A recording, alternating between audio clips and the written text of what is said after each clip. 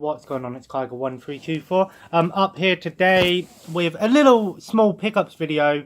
I traded a few things in today, just wanting to get out really. But I'm kind of glad I did. I got some good stuff here. Not a lot. I'll just tell you how much of each thing I got. I got 2 Xbox One games, 2 original Xbox games, 2 Xbox 360, 4 Wii, 1 PS3, 1 PSP, and 5 PS2. Some stuff here that I'm happy to have. Most of this, pretty much all this stuff I don't have. One thing I think I might have, and the other thing is a buyback kind of thing, something I had traded in but I brought it back. So let's start with the Wii. Actually, we'll start with the Wii.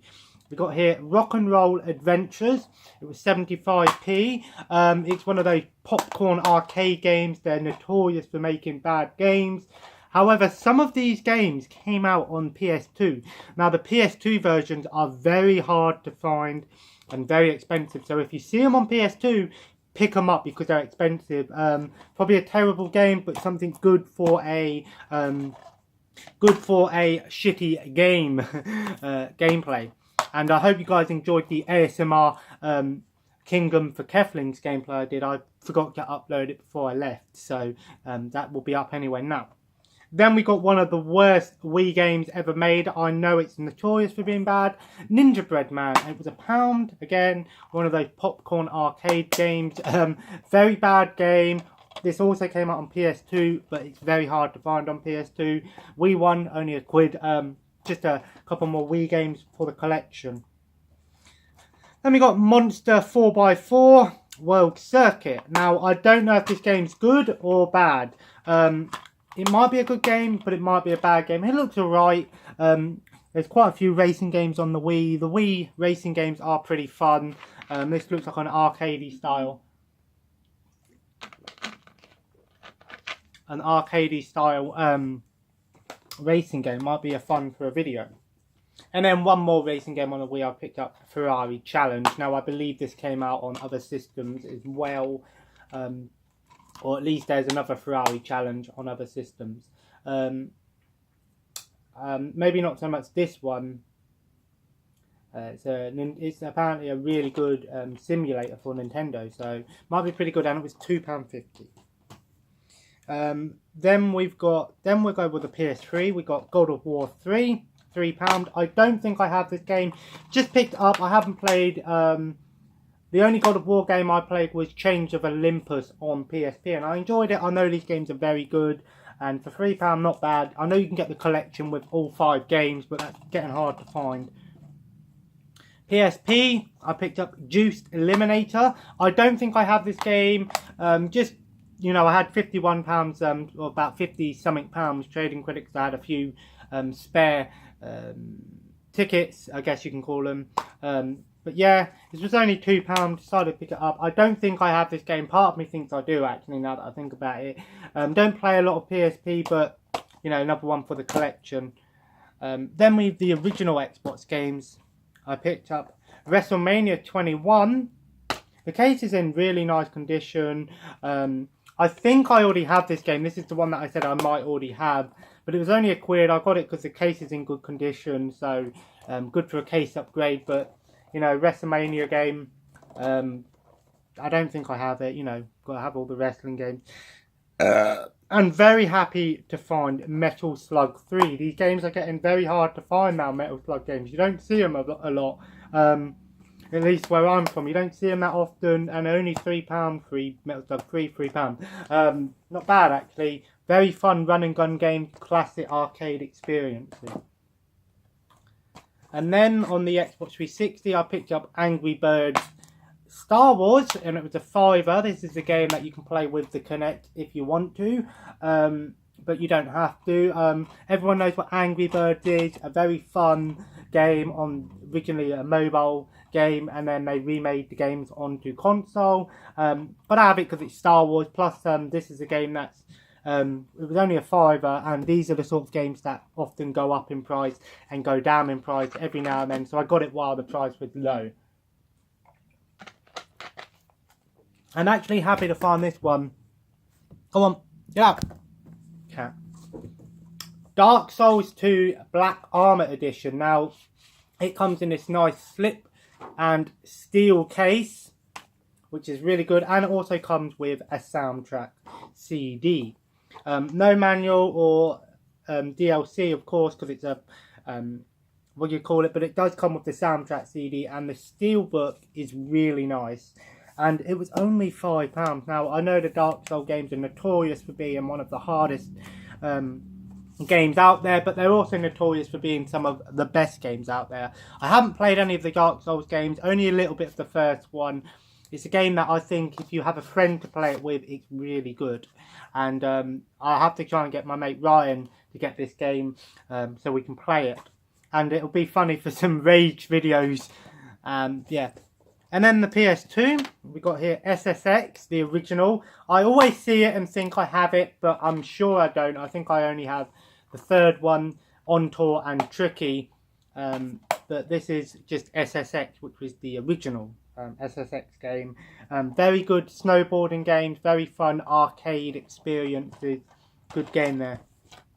And I picked up World Destruction League Thunder Tanks. Case is a bit messed up, but it's made by 3DO.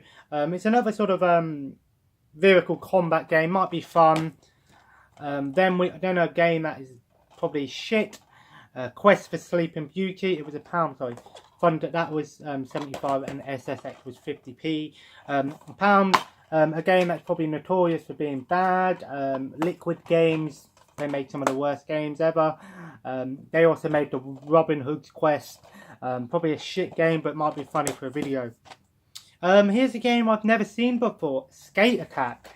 It looks like Jet Grind Radio, actually. It looks like Jet Set Radio. Manuals in there, it's nice. Case is in fantastic condition. The case feels like it's never been played before. And for £1, not bad. I've never seen this game before. And last but definitely not least, Splashdown 2, Rides Gone Wild. This is a very, very good game. Highly recommended by Metal Jesus Rocks here. I've got the first one. This game was quite expensive at one point, and it was only £2. That's why I picked it up, because this game was actually in the £10 to £15 mark at one point.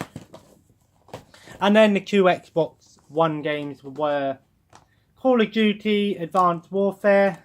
Just picked it up because I didn't have Advanced Warfare on the Xbox One. It's another Xbox One game I didn't have, and it was only a £5. It might, I can always play through the campaign, get some achievements, maybe play some online. I don't know. It's a good game, just didn't do as well as the other Call of Duties. And last but not least, I got back WWE 2K17. Now, the reason I got this game back is because it does come with the Goldberg pack, but I already have it because I got the NXT special edition, or the NXT edition, when the game first come out, and I still have all the box and all the if you look up there, the NXT, I still have the box and the figures in there and everything. Just didn't have the game. This was £22. I had about 20 something pounds left. I just thought I'll get this game back because I wanted to play some wrestling games. I wanted to play this game again because it's a really good wrestling game. In my opinion, it's probably one of the best 2K WWE games, in my opinion. Probably the best one on Xbox One.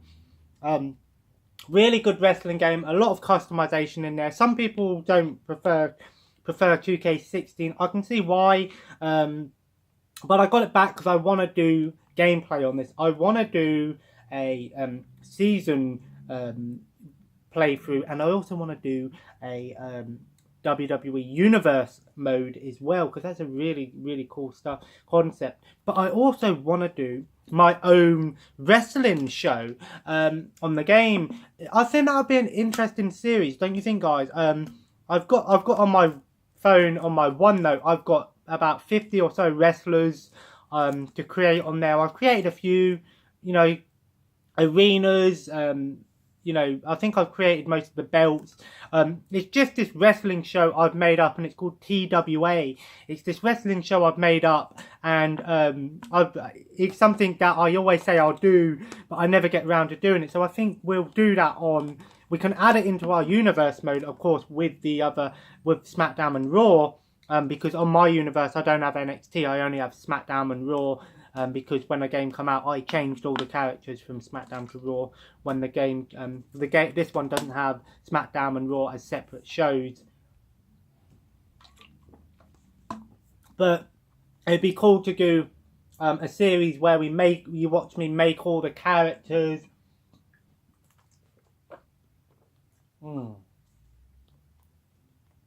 But yeah, I'm really looking forward to doing a series on that.